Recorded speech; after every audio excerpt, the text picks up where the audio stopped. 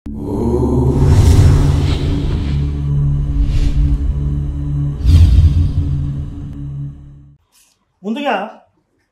Bible దేవుడి గురించి చెప్పాల్సి వస్తే కనుక మోషే గురించి ప్రధానంగా మనం మాట్లాడుకుంటాం. ఎందుకంటే మోషే అనే ఒక ప్రవక్తగా చెప్పబడిన వ్యక్తి ఈ బైబిల్ దేవుడి క్యారెక్టర్ని ఇంట్రడ్యూస్ చేశాడు ఇశ్రాయేలీస్కి అనేది నా వాదన.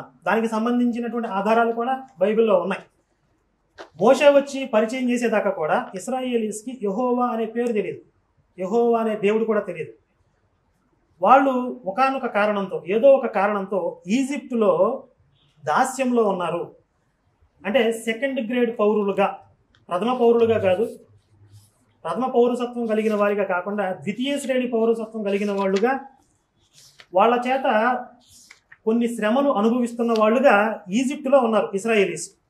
అలాంటి శ్రమల్లో ఉన్న వాళ్ళ దగ్గరికి మోషే పోయి, మనకు ఒక దేవుడు ఉన్నాడు, ఆ దేవుడు మనల్ని ఇక్కడి నుండి బయటికి తీసుకుపోయి మంచి పాలు తేనెలు ప్రవహించేటటువంటి ఒక దేశాన్ని మనకి ఇస్తానన్నాడు, కాబట్టి మిమ్మల్ని బయటికి తీసుకురావడానికి నన్ను పంపించాడు మీ దగ్గరికి అని చెప్పి వాళ్ళ దగ్గరికి వెళ్ళి చెప్పడం. వాళ్ళు కొన్ని ప్రశ్నలు లేవనెత్తి దానికి సమాధానం చెప్పి వాళ్ళని నమ్మించి లేదా వాళ్ళని ఒప్పించి అక్కడ నుండి బయటికి తీసుకురావడానికి ప్రయత్నం ప్రారంభించడం. దానికి ఈజిప్ట్ రాజు ఫరో ఒప్పుకోకపోవటం, అతన్ని ఒప్పించడానికి కూడా కొన్ని మహిమలు మహత్కార్యాలుగా చెప్పబడినటువంటి కొన్ని విధ్వంసకరమైనటువంటి పనులు చేయటం ఈజిప్ట్లో. ఆ తర్వాత వీళ్ళు ఎలాగోలా బయటపడి అరణ్యంలో జర్నీ ప్రారంభించటం. మరి తర్వాత వాళ్ళు బైబిల్ దేవుడిగా చెప్పబడినటువంటి ఆ క్యారెక్టర్ చెప్పినటువంటి ఆ దేశానికి వీళ్ళు వెళ్ళగలిగారా లేదా అనేది బైబిల్లో ఉన్నటువంటి మొదటి 5 పుస్తకాల్లో ఆదికాండం, నిర్గమకాండం, లేవీకాండం, సంఖ్యాకాండం, ద్వితీయోపదేశకాండం, ఈ 5 కాండాలలో ప్రధానంగా దీనికి సంబంధించినటువంటి వివరాలు ఉంటాయి. అయితే ఆదికాండంలో పెద్దగా దీనికి సంబంధించిన వివరాలు ఉండవు, కానీ నిర్గమకాండం దగ్గర నుంచి ఇశ్రాయేలీసు ఈజిప్టులో ఉన్న దగ్గర నుంచి కూడా నిర్గమకాండం ప్రారంభమవుతుంది. దానికి ముందు వీళ్ళందరూ ఈ సంతతి, ఇశ్రాయేలీస్ సంతతి ఈజిప్టుకి ఎలా వలస వెళ్ళారు అనేది ఆదికాండంలో వాళ్ళ పూర్వీకుల చరిత్ర ఏంటనేది ప్రధానంగా ఉంటుంది. అయితే నేను ఇంతకుముందు చెప్పినట్లుగా బైబిల్లో దైవిక లక్షణాలు, బైబిల్ దేవుడిలో దైవిక లక్షణాలు ఎందుకు లేవు అని అంటున్నానంటే, మొత్తం బైబిల్ అంతా కూడా ఇందులో పాత నిబంధన ఒక 786 పేజీల దాకా ఉందండి సుమారుగా. నా అంచనా కరెక్ట్ అయితే సార్ చూస్తాను, 787 పేజీలు ఉందండి. 787 పేజీలలో ఒక 2-3 పేజీలు అంటే నిన్ను వలె నీ పొరుగు వారిని ప్రేమించుము, ఇలాంటి వాక్యాలన్నీ ఒక్కొక్క సెంటెన్స్ తీసుకుని ఒక చోట పేరిస్తే మంచి మంచి వాక్యాలు ఒక 2-3 పేజీలు అవుతాయండి. అవి లోకంలో ఎవరికైనా చెప్పడానికి కానీ వినడానికి కానీ బాగుంటాయి. మిగిలిన 785 పేజీలంతా కూడా అసలు మనకు పనికిరందే ఉంటుంది, మనకు సంబంధం లేని విషయం. ఇజ్రాయేలీస్ వాళ్ళ తాత ముత్తాతలు ఎక్కడ తిన్నారు, ఎవరితో పడుకున్నారు, ఎలాంటి రిలేషన్స్ కలిగి ఉన్నారు, వాళ్ళు ఎవరిని దోచుకున్నారు, ఎవరిని పరిపాలించారు, వీళ్ళని ఎవరు దోచుకున్నారు, వాళ్ళని ఏ రాజులు పరిపాలించారు, మొత్తం ఇజ్రాయేలీస్ చరిత్ర ఉంటుందండి. అది వేరే జాతికి అసలు సంబంధం లేనిది బైబిల్. వీళ్ళు అంటే పాస్టర్లు చాలామంది ప్రచారం చేసే కొన్ని వాక్యాలు అంటే అవన్నీ కూడా మొత్తం పాత నిబంధనలో కొత్త నిబంధనలో ఏర్చి కూర్చి 2-3 పేజీలు అవుతాయండి. నేను ఇప్పుడు పాత నిబంధనలో 785 పేజీలు అసలు మనకు సంబంధం లేని విషయాలు, అందులో కూడా హింస, రక్తపాతం, అశ్లీలం, మూఢనమ్మకాలు ఇలాంటివి చాలా ఉన్నాయి. అయితే మరికి నేను ఫస్ట్ మోషే దగ్గరకు వస్తాను. మోషే దగ్గరకు వచ్చే ముందే బైబిల్ దేవుడి క్యారెక్టర్ గురించి ఒక 2 విషయాలు నేను చెప్పదలుచుకున్నాను. అదేంటంటే ద్వితీయోపదేశకాండం 7వ అధ్యాయం 6వ వచనంలో బైబిల్ దేవుడిగా చెప్పండి యెహోవా ఏమంటున్నాడంటే,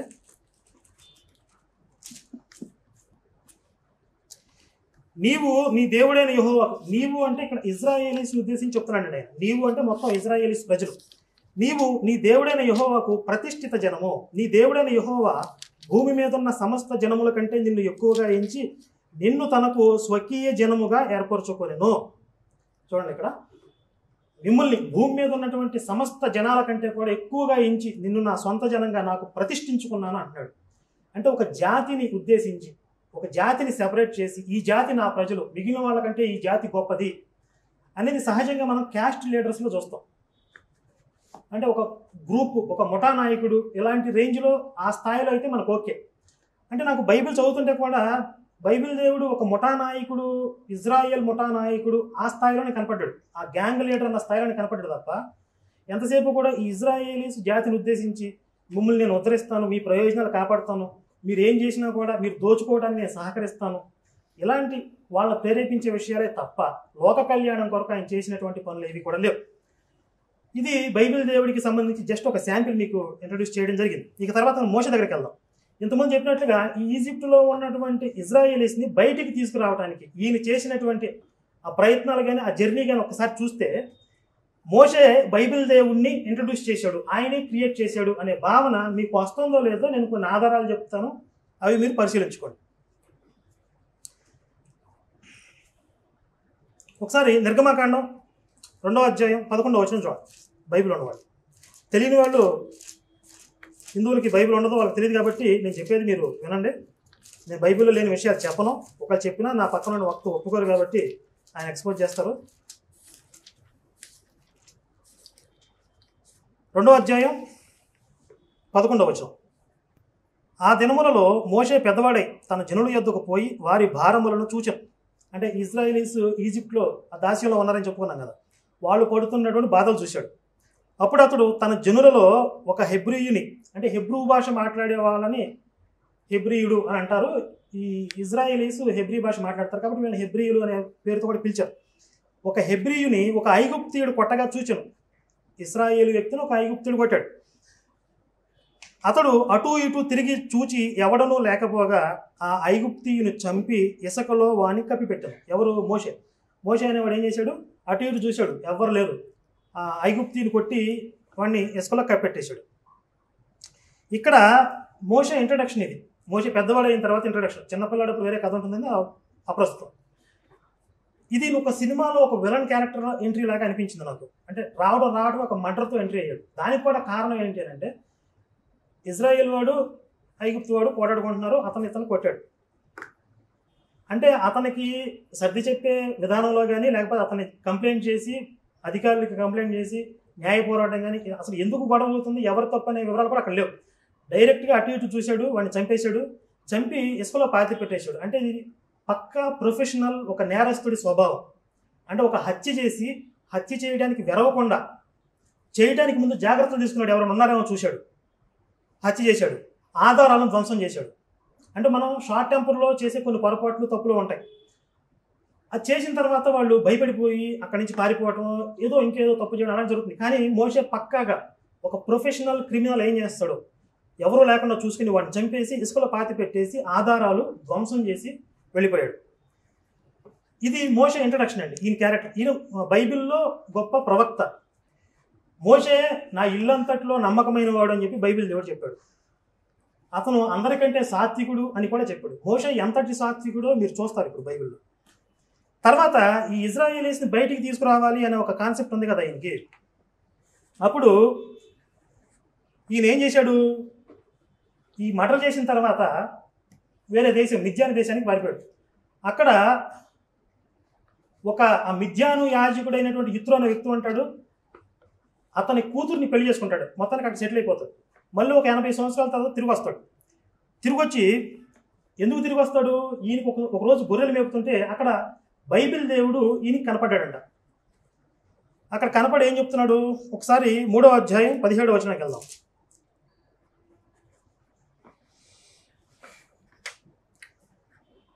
3వ అధ్యాయం 16వ వచనం నుంచి చదువుతున్నాను నిర్గమకాండంలోనే. నీవు వెళ్ళి ఇశ్రాయేలీయుల పెద్దలను పోగు చేసి మీ పితరులైన దేవుడైన యెహోవా అనగా అబ్రహాము, ఇస్సాకు, యాకోబుల దేవుడు నాకు ప్రత్యక్షమై ఇట్లనెను, నేను మిమ్మల్ని ఐగుప్తులో మీకు సంభవించిన దాన్ని నిశ్చయముగా చూచెదని. ఐగుప్తు బాధలో నుండి పాలు తేనెలు ప్రవహించు దేశమునకు అనగా కనానీయులు, హిత్తీయులు, అమోరీయులు, పెరిజ్జీయులు, హివ్వీయులు, ఎబూసీయులు అన్న దేశమునకు మిమ్ము రప్పించేదనని సెలవిచ్చితనని వారితో చెప్పుము.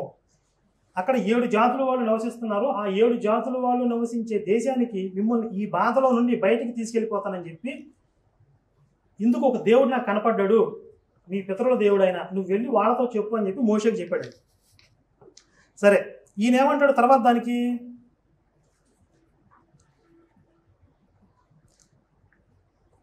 మరి నేను వెళ్ళి వాళ్ళతో చెప్పిన తర్వాత ఆయన పేరేమిటి అని వాళ్ళు అడిగితే దానికి నేనేం చెప్పాలి అంటాడు. 10 నిమిషాలు 5 minutes. ఓకే సరే, నేను క్లుప్తంగా చెప్తాను, దీనికి సంబంధించి మళ్ళీ డీటెయిల్కి వెళ్దాం. అయితే ఇక్కడ మోషే ఏం చెప్తున్నాడు అంటే ఆ బైబిల్ దేవుడితో కాన్వర్జేషన్ నేను వెళ్ళి వాళ్ళకి చెప్తే ఆయన పేరేంటి, బైబిల్ దేవుడు కూడా అనకూడదు, ఆ దేవుడి పేరేంటి అని చెప్పి ఇజ్రాయేలీస్ అడిగితే నేనేం చెప్పాలి అంటే నేను ఉన్నవాడును అనువాడున ఎనటకు 6వ అధ్యాయం చూడండి, నిర్గమాకాండం 6వ అధ్యాయం. మరియు దేవుడు మోషేతో ఇట్లా నేను యెహోవాను, నేను సర్వశక్తి గల దేవుడని పేరున అబ్రహాము ఇస్సాకు యాకోబులు ప్రత్యక్షమైతే కానీ యెహోవాను నా నామము నేను వారికి తెలియబడలేదు.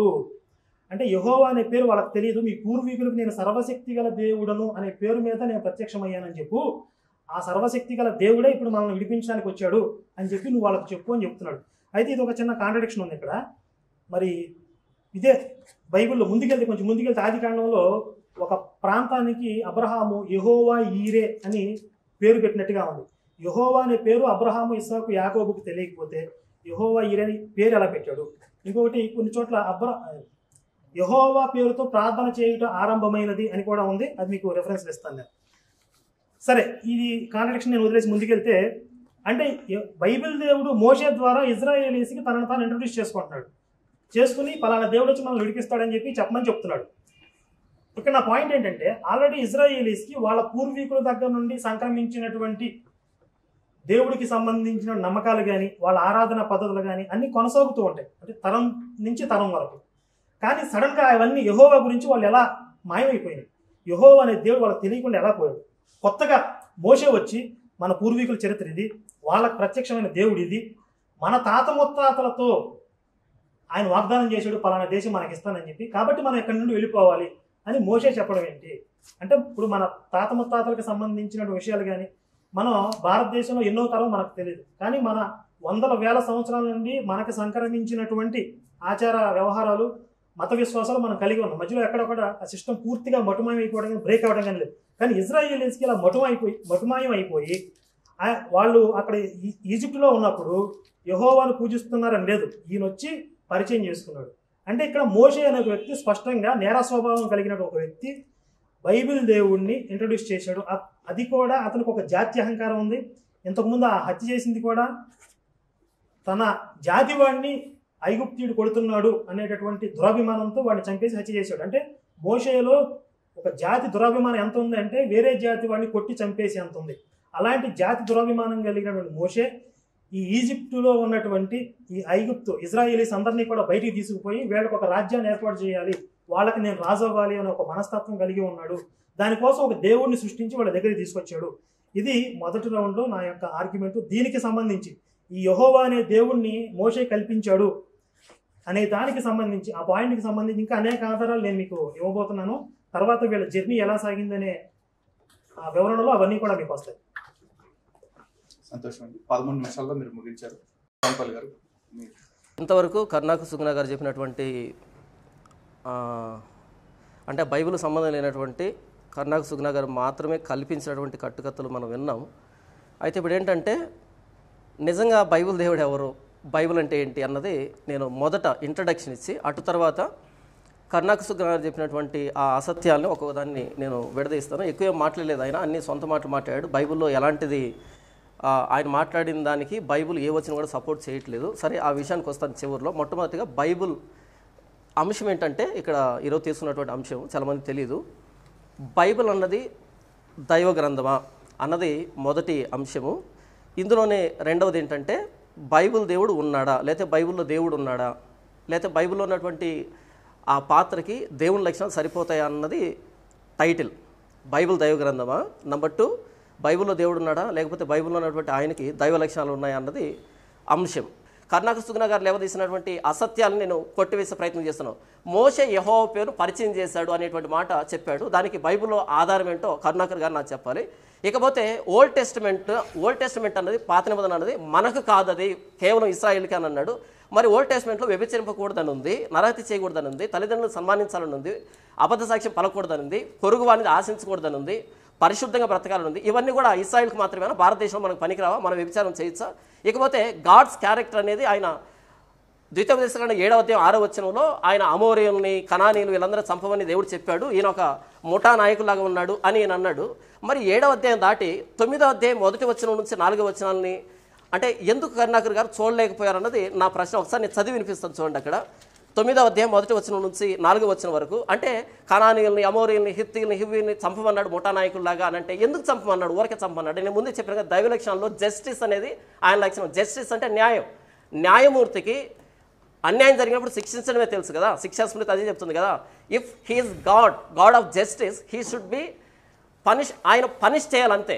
అలా పనిష్ చేశాడు అమోరీలు. నేను చదివి వినిపిస్తాను. ఇశ్రాయేలు వినుము, నీకంటే గొప్ప బలం గల జనములను, ఆకాశం అంటూ ప్రాకారములుగా గొప్ప పట్టణములను స్వాధీనపరుచుకుని నీవు యోర్దాను దాటబోతున్నావు. ఆ ప్రజలు గొప్పవారు, ఉన్నత దేహులు, వారు నీవు ఎరిగిన అనాకీల వంశస్థులు. అనాకీలు ఎదుట ఎవరు నిలవగలరు అన్న మాట నీవు వింటివి కదా. కాబట్టి నీ దేవుడైన యెహోవా తానే దహించు అగ్ని వలె నీ ముందర దాటిపోతున్నాడని నేడు నీవు తెలుసుకును. ఆయన వారిని నశింపచేసి నీ ఎదుట వారిని కూలద్రోయను. యెహోవా నీతో చెప్పినట్లు నీవు వారిని వెళ్ళగొట్టి వేగమే వారిని నశింపజేసినావు.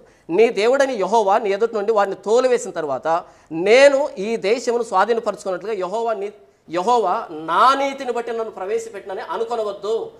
ఈ జనముల చెడుతనమును బట్టి యెహోవా నీ ఎదుటి నుండి వారిని వెళ్ళగొట్టుచున్నాడు. దేవుడు వారిని ఎలా వెళ్ళగొట్టాడంటే కేవలం వారి అవినీతిని బట్టి అంటాయబడింది. అంటే గాడ్ ఆఫ్ జస్టిస్ కాబట్టి ఆయన వెళ్ళగొట్టాడు. ఇకపోతే కరుణాకర్ సుగ్నా గారు యెహోవా అనే పేరు యెహోవా ఈరే అని ఉంది.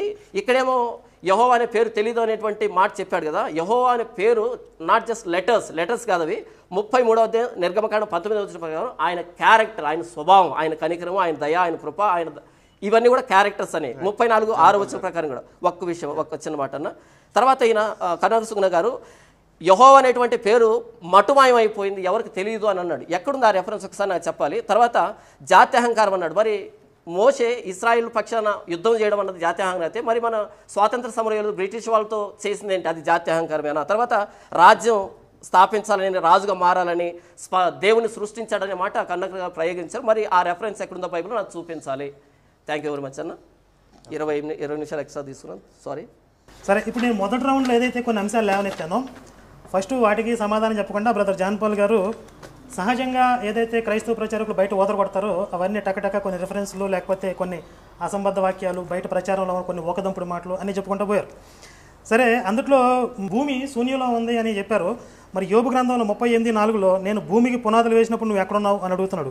కీర్తన 104:5 భూమి ఎన్నటికీ కదలకుండానట్లు ఆయన దాని పునాదుల మీద స్థిరపరిచినని ఉంటుంది. అది భూమి ఎక్కడికి కదలలేదంట, పునాదుల మీద స్టాండర్డ్ చేశాడంట. భూమి యొక్క స్తంభములు యెహోవా వశం ఒక వాక్యం ఉంటుంది. మరి ఇవన్నీ కూడా ఏంటి అంటే సెల్ఫ్ కాంట్రడిక్షన్ ఉండకూడదు అని బైబిల్లో, అలా ఉంటే దైవ గ్రంథం కాదని చెప్పి ఆయన చెప్పారు. ఆల్రెడీ ఈ కాంట్రడిక్షన్కి సంబంధించి కుప్పలు తెప్పలుగా ఉంటాయి. అసలు నేను సెల్ఫ్ కాంట్రడిక్షన్స్ అనే అంశం గురించి చెప్పాలనుకుంటే మినిమం 100 చెప్తాను బైబిల్లో ఉన్నవి. సరే, మనకి ఇప్పుడు అది ప్రయారిటీ కాదు కాబట్టి నేను బైబిల్ దేవుడి క్యారెక్టర్ గురించి నేను మాట్లాడదలుచుకున్నాను. తర్వాత ఆయన సర్వవ్యాపి, శాశ్వతుడు, సర్వజ్ఞాని, పరిశుద్ధుడు, ప్రేమస్వరూపి. అబ్బాబ్బా, నా జన్మ ధన్యమైపోయింది ఈరోజు ఆయన చెప్తుంటే. బైబిల్ దేవుడు అవునా, ఎవరి గురించి ఎవరా మహానుభావుడు అనుకున్నాను నేను. అంటే నాకు మరి ముఠా నాయకుడు కదా ఆయన. సరే, ఆయన సర్వవ్యాపి అని చెప్పడం ద్వారా మరి తన కాళ్ళకి ఆయనే ఒక బంధం, తన మెడకి ఆయనే ఒక ఉచ్చు తగిలించుకున్నట్టుగా నాకు అనిపించింది. సర్వవ్యాపి అంటే ఏంటి అసలు మరి ఆయనకు అర్థం తెలుసో లేదో తర్వాత నేను చెప్తాను అది. ఆ తర్వాత సైంటిఫిక్ ఆధారాలు ఉన్నాయని కూడా చెప్పి ఇది కూడా పచ్చాబద్ధం. అసలు బైబిల్కి సంబంధించి ఎలాంటి శాస్త్రీయపరమైన ఆధారాలు లేవు. అది కూడా నేను మీకు రాబోయేటటువంటి భాగాల్లో ఎక్స్ప్లెయిన్ చేయబోతున్నాను. బైబిల్ చదువుతుంటే ఒక వ్యక్తికి పశ్చాత్తాపం కలుగుతుంది అంటే మరి ఆయన వ్యక్తిగత అనుభవం అందరికీ జనరలైజ్ చేస్తున్నారు. నాకు బైబిల్ చదివితే జుగుచ్చగలిగింది. నేను బైబిల్ చదివే బయటకు వచ్చాను. అయితే నా రౌండ్లో నాకు కొంచెం టైం ఆయనకి వినియోగించి ఒక ప్రశ్న అడగదలుచుకున్నాను. జాన్ పాల్ గారు, మీరు ఇతర మత గ్రంథాల సాహిత్యం అంతా చదివారా? నేను భాస్కర్ రాజు గారి ఇంటర్వ్యూలో చెప్పాను, ఎందుకంటే సిగ్నేచర్ చెప్పాను. నేను యేసుప్రభుకి వచ్చిన తర్వాత మిగతా గ్రంథాలు చదివాను. అయితే ఏంటంటే వాటిని నేను కోట్ చేయదలుచుకోవాలి, ఎందుకంటే నా పాయింట్ పక్కకి వెళ్తాను. మొత్తం అంతా చదివారు? అంటే ఏవేవి తెలుసుకోవాలో వాటిని తెలుసుకున్నాను. నేను అడిగే స్ట్రైట్గా ఇస్లాం చదివాను, హిందూయిజం చదివాను. హిందూయిజం అంటే ఏం చదివారు?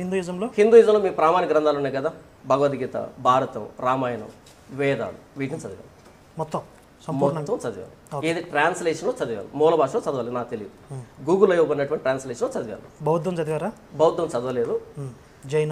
బౌద్ధం చేయని చదవలేదు. ఈ మేజర్గా అప్పుడు అంటే సరే మీరు ఎంతవరకు చదివారు, ప్రామాణిక గ్రంథాలు చదివారా లేదా, చదివితే మీకు కరెక్ట్గా అర్థమైన లేదా, ఇవన్నీ నేను అడగట్లేదు, అది పక్కన పెట్టండి. కానీ మీరేమన్నారంటే ఇంకెక్కడా కూడా ఇది లేదు అన్నారు. అది తర్కశాస్త్రం ప్రకారం తప్పు ఆ స్టేట్మెంట్. ఎందుకంటే మీకు అసలు మీరు చదవలేదు. ప్రపంచంలో ఉన్న సాహిత్యం అంతా కూడా మీరు క్షుణ్ణంగా చదివేసి ఇంకెక్కడా కూడా ఇది లేదు అని చెప్పడానికి మీకు అర్హత వస్తుంది. కాబట్టి మీరు సహజంగా పాస్టర్లు చెప్పే ఓకదంపుడు మాటల్లో ఆ ప్రవాహంలో భాగంగా ఇంకెక్కడా కూడా ఇలాంటివి లేవు అన్నారు. తర్వాత ఇంకొక ఆశ్చర్యకరమైన కామెడీగా అనిపించిన విషయం ఏంటంటే బైబిల్ ఓల్డ్ టెస్ట్మెంట్ అనేది కేవలం ఇశ్రాయేలీస్కేనా, ఇందులో అబద్ధం ఆడకూడదు, వ్యభిచరించకూడదు అని ఉంది కదా, మరి భారతీయులకి అన్వయం కాదా? దీనికంటే చాలా ఉన్నతంగా బైబిల్ చెప్పకపోతే ఇక్కడ తెలియని పరిస్థితి ఏమీ లేదు. దీనికంటే చాలా ఉన్నతంగా ఉదాహరణకి మీరు తల్లిదండ్రులని గౌరవించమో సన్మానించమో 10 కమాండ్మెంట్స్లో ఉంది. కానీ ఇక్కడ మాతృదేవోభవ పితృదేవోభవ గౌరవించడం కాదు, వాళ్ళని దైవంతో సమానంగా మనం భావించాలి, వారిని పూజించాలి అనే భావన ఇక్కడ భారతదేశంలో ఉంది. కాబట్టి బైబిల్ వస్తే తప్ప ఇక్కడ తెలియని విషయాలు అంటూ లేవు. ఇంకా చెప్పాలంటే బైబిల్ కంటే చాలా గొప్పగా మాకు భర్తృహరి సుభాషితాలు, వేమన శతకాల్లో ఎన్నో నీతి వాక్యాలు ఉన్నాయి. బైబిల్ కంటే 100,000 రెట్లు పై స్థాయిలో ఉంటాయి. ఇంకా పురాణాలు, వేద సాహిత్యం దాకా వెళ్లాల్సిన అవసరం కూడా లేదు. అయితే అదే ఓల్డ్ టెస్ట్మెంట్లో ఆ దేవతల విగ్రహాలు పగలగొట్టండి, ఆ బలిపీఠాలను పడదోయండి, వాటి పేర్లు అక్కడ లేకుండా నశింపజేయండి అని అంటున్నారు. అంటే ఇది కూడా మీరు భారతదేశానికి అన్వయం చేద్దాం అనుకుంటున్నారా? మరి ఆ రెండు చూపించి అది కూడా మీరు పాత నిబంధనలు బైబిల్ దేవుడు చెప్పిందే కదా, విగ్రహారాధన నాకు అసహ్యము, ఆ విగ్రహాలన్నీ పగలగొట్టండి అనే వాక్యాలు కూడా అందులో ఉన్నాయి. కాబట్టి మీరు ఆ పరమత ద్వేషం ఏదైతే బైబిల్ దేవుడు చూపించాడో అది భారతదేశంలో ఇక్కడ అప్లై చేద్దాం అనుకుంటున్నారా అనేది నా ప్రశ్న. ఇక్కడ బైబిల్ 40 మంది రాశారు కానీ ఎక్కడ కూడా వాళ్ళకి మిస్కాలిక్యులేషన్ జరగలేదని చెప్పారు. ఇది పెద్ద అబద్ధం అండి. మీకు పాత నిబంధనలు తీసుకున్నా అసలు ఇదంతా ఎందుకు, రేపు జరగబోయే చర్చలో యేసు గురించి రాబోయే చర్చలో 4 సువార్తల్లో ఉన్నటువంటి కాంట్రడిక్షన్స్, ఒకే యేసు గురించి 4 సువార్తలు 4 సినిమాల్లాగా కనపడతాయి మనకి. ఇది వీళ్ళు నలుగురు చెప్తుంది ఒకే వ్యక్తి గురించే, 4 యేసులు ఉన్నారా అనే డౌట్ కూడా వస్తుంది, రేపు చర్చలో అది వస్తుంది. అలాగే మీకు పాత నిబంధనలో కూడా కాంట్రడిక్షన్స్, అంటే ఒకే దేవుడు ఒకే యెహోవా వివిధమైన ప్రవక్తల ద్వారా వేరు ప్రవక్తల ద్వారా వేరు రకాలుగా చెప్పాడు. ఇప్పుడు మీకు ఎగ్జాంపుల్ సింపుల్గా ఒక విషయం చెప్తాను చూడండి. లేవీకాండం చూడండి. లేవీకాండంలో మొత్తం మెనూ చెప్తాడు ఆయన. నాకు ఉదయం పూట ఏం కావాలి, సాయంత్రం ఏం కావాలి, మధ్యాహ్నం ఏం కావాలి, మొత్తం ఉదయం పూట గొర్రెపిల్ల, సాయంత్రం గొర్రెపిల్ల, 10:30 ద్రాక్షారసం, 10 ద్రాక్షారసం, గోధుమ పిండి రొట్టెలు, మొత్తం లిస్టు చెప్పి దాంట్లో ఉప్పు ఉండాలి, మొత్తం వంటలు ఎలా చేయాలో కూడా చెప్తాడు. మెనూ చెప్పి మీరు ఏ పాపానికి ఏ జంతువుని బలి ఇవ్వాలి, ఏ పిట్టను పిసకాలి, దేని రెక్క ఎరగొట్టాలి, చాలా దారుణంగా చెప్తాడు. ఇవన్నీ చెప్పి హోషయ 6:6లో ఏమంటున్నాడంటే చూడండి ఎంత చక్కగా పరిశుద్ధిగా మాట్లాడతాడు అక్కడ. నేను బలిని కోరువాడిని కానీ నేను బలిని కోరను కనికరమని కోరుచున్నాను అని అంటాడు. అలాగే ఒక్కసారి యెషయాలోకి వెళ్దాం. యెషయా గ్రంథం 1వ అధ్యాయంలో ఏమంటాడంటే మీ దూడల కొవ్వుని నేను తింటానా, అవి నేను ఏం చేసుకోవాలి, నాకు వెక్కసమైపోయింది, నీ దూడల కొవ్వు నాకు వెక్కసమైపోయింది అని అంటున్నాడు. ఇప్పుడు మొత్తం లిస్టు చెప్పింది, మెనూ చెప్పింది దీనే కదండి లేవీకాండంలో. అంటే ఇక్కడ మనకు అర్థమయ్యేది ఏంటి అంటే ఈ ప్రవక్తలు ముందు చెప్పినటువంటి ప్రవక్తలు, ఆ మోషే ఆయన చెప్పిన లిస్టు ప్రకారం ఇశ్రాయేలీసు ఒక పాపం చేయటం, ఓ గొర్రెను బలివ్వటం, ఓ పాపం చేయటం, ఓ దూడను మెడ మీద తీసుకుని తీసుకొచ్చి అక్కడ బలివ్వటం, ఇట్లా విచ్చలవిడిగా వీళ్ళు అంటే మనుషులు పాడైపోయే స్థితికి వచ్చేసిన తర్వాత అప్పుడు ప్రవక్తలు దీన్ని సంస్కరణ చేయాలనుకుని అదే దేవుడు మాకేం చెప్తున్నాడంటే బలులొద్దు నాకు, మీరు దయతో కనికరంతో బతకండి, మీరు ప్రేమతో బతకండి, మీరు పాపాలు చేసి బలులిస్తే నేను అంగీకరించను అని చెప్పి వేరే ప్రవక్తలు వచ్చి అదే యెహోవా పేరు మీద చెప్పారు. అంటే మరి వీళ్ళిద్దరికీ చెప్పింది ఒకే దేవుడా, కాంట్రడిక్షన్ ఉండకూడదు అన్నారు కదా. ఈ ఒక్క పాయింట్తో కాంట్రడిక్షన్ ఉండకూడదు, ఉంటే దైవగ్రంథం కాదు అని చెప్పినటువంటి ఆయన స్టేట్మెంట్ ప్రకారమే బైబిల్ దైవగ్రంథం కాదు. ఇలాంటి కుప్పలు తెప్పలోనే తర్వాత చూపిస్తాను నేను. అంటే ఇక్కడ చాలామందికి అర్థం కాని విషయం, క్రైస్తవులకు కూడా పాస్టర్లకు కూడా, యేసు వచ్చి సంస్కరణలు చేశాడు పాత నిబంధనకి అనుకుంటారు. సంస్కరణలు కూడా కాదు, కొట్టేశాడు అంటారు. కొట్టేయడం కాదు అది. యేసు పాత నిబంధన కొట్టేయలేదు, రద్దు చేయలేదు. ఆయన మాటల్లోనే ఏమంటాడు, నేను ధర్మశాస్త్రాన్ని అమలు చేయడానికి కానీ నెరవేర్చడానికి కానీ కొట్టేయడానికి రాలేదంటాడు. భూమి ఆకాశం గతించినా కూడా అందులో పొల్లు కానీ సున్నా కానీ తప్పిపోదంటాడు. అది అబద్ధం. యేసు నెరవేర్చడానికి రాలేదు, దానిలో కొన్ని మార్పులు చేర్పులు చేశాడు. ఆయన బాగోని వాటిని తీసేశాడు, లేని వాటిని కొన్ని మంచి వాటిని కూడా కలిపాడు. దీన్ని సంస్కరణ అంటారు. అంటే పాత వాటిని పూర్తిగా రద్దు చేయకుండా, పూర్తిగా కొత్త వాటిని చేర్చకుండా, ఉన్న వాటిలో మంచివి తీసుకుని కొత్తవి యాడ్ చేసుకుంటే దీన్ని సంస్కరణ అంటారు. యేసు ధర్మశాస్త్రాన్ని పాత నిబంధనని సంస్కరించాడు. అందులో బాగున్నవి నిన్ను వలె నీ పొరుగువారిని ప్రేమించుము, నీ దేవుడైన ప్రభువుని పూర్ణ హృదయంతో ఆరాధించుము, ఇవన్నీ కూడా అందరూ ఫాలో అవ్వడానికి ఎవరికి ఇబ్బంది ఉండదు. ఇలాంటివి ఉంచాడు. పూర్తి హింసాత్మకంగా జుగుత్సాకరంగా ఉన్నవి తీసేశాడు. ఈ సంస్కరణలు యేసు దగ్గరకు కాదు, పాత నిబంధనలో ఉన్నటువంటి ప్రవక్తల దగ్గరే ప్రారంభమైంది. ఈ హోషయ కానీ యెషయా కానీ విచ్చలవిడిగా మారిపోయినటువంటి ఈ బలుల్ని ఖండిస్తూ వాళ్ళు కొన్ని సంస్కరణలు చేశారు.